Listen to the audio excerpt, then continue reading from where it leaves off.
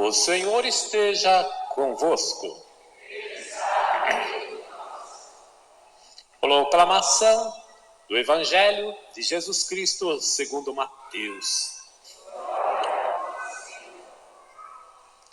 Naquele tempo, Jesus foi à região de Cesareia de Filipe e ali perguntou aos seus discípulos: quem dizem os homens ser o Filho do Homem? Eles responderam: alguns dizem que é João Batista, outros que é Elias, outros ainda que é Jeremias ou algum dos profetas. E então Jesus lhes perguntou: e vós, quem dizeis que eu sou? Simão Pedro respondeu: tu és o Messias, o Filho do Deus vivo. Jesus então lhe disse: feliz é tu, Simão, filho de Jonas, porque não foi um ser humano que te revelou isso, mas o meu Pai que está no céu.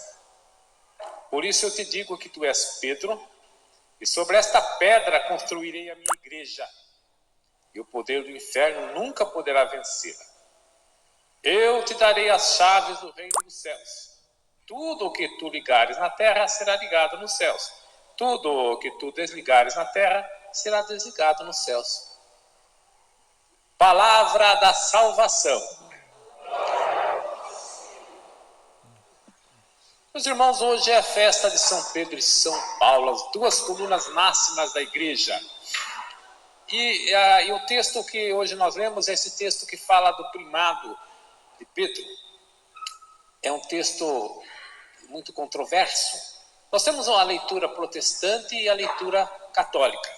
A leitura católica é a mais antiga, a mais tradicional, que vê aqui nesse momento Jesus então preocupado que ele não vai estar na terra aqui para sempre.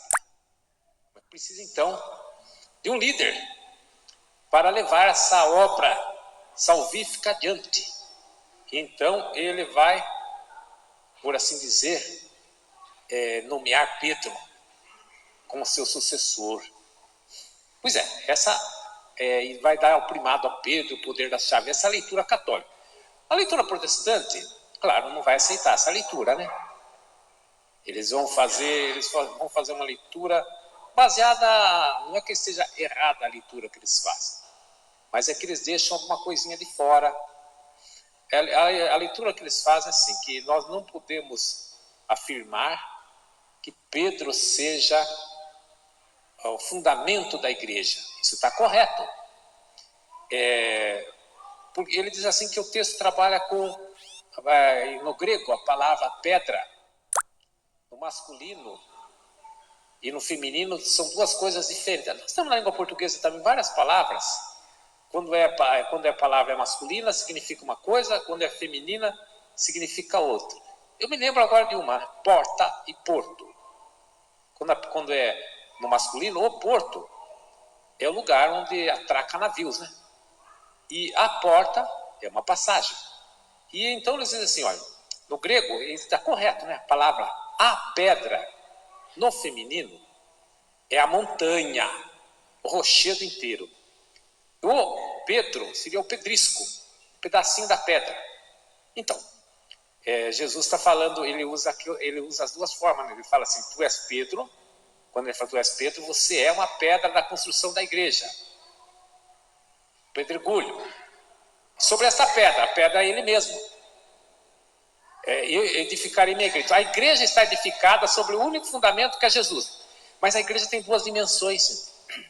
Tem a dimensão espiritual e a dimensão material. Ela é feita de pessoas. E o que vem a seguir é que vai afirmar o primado de Pedro.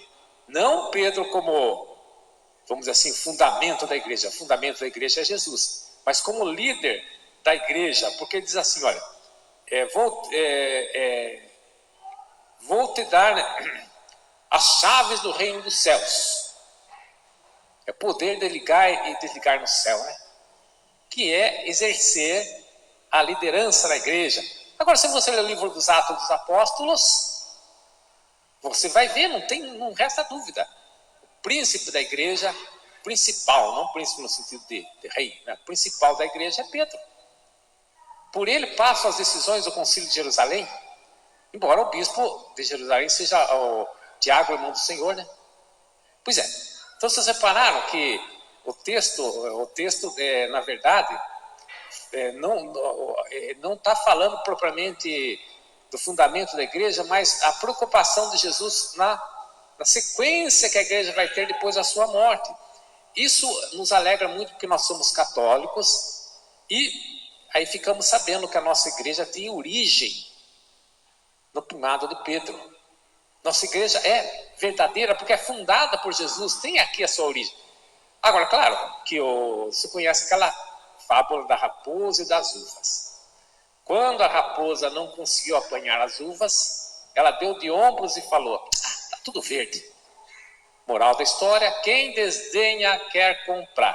Por isso, a teologia protestante desconstrói essa exegese, faz outra narrativa, porque se você admitir essa interpretação, que é muito mais lógica, lendo o texto todo, deixe só essa questão de Pedro de lado e continue, vai até o final do texto. Você vai perceber que, então quer dizer que a igreja fundada por Jesus é a igreja católica, e as outras igrejas são falíveis, porque fundada por pessoas humanas. Martinho Lutero, João Calvino, o rei Henrique VIII, e aqui no Brasil tem um monte de fundador de igreja, de Macedo, R. Soares, Valdomiro, só para lembrar os mais notáveis. Então, essas instituições são falíveis, porque pessoas humanas fundaram essa igreja. Já a igreja católica, ela é fundada por Jesus, entendeu? A igreja verdadeira, essa é a leitura católica que eu estou falando. Não estou falando isso aí para motivo de polêmica com o protestante. Nós devemos nos tratar bem, nos respeitar, mas é preciso que você, que é católico, saiba dessa verdade, gente. Saiba dessa verdade, e você se alegre de pertencer a uma igreja que tem a sua fundação lá em Jesus. A origem dela em Jesus. Não é uma igreja que surgiu no dia de ontem aí, na cabeça de um fundador aí, né? Às vezes com intenções dúbias. Não é salvação das almas, mas teologia da prosperidade, riqueza. Hoje está tão cheio de coisa aí, né? Está tão confuso as coisas. Então, veja bem, o texto aqui não é preciso que você saiba disso, né? O texto aqui não está falando da fundação da igreja no sentido de fundamento. Aí você tem que estar falando justamente na sequência que a igreja vai ter depois da glorificação do Cristo, quando ele ressuscitar. Amém. Creio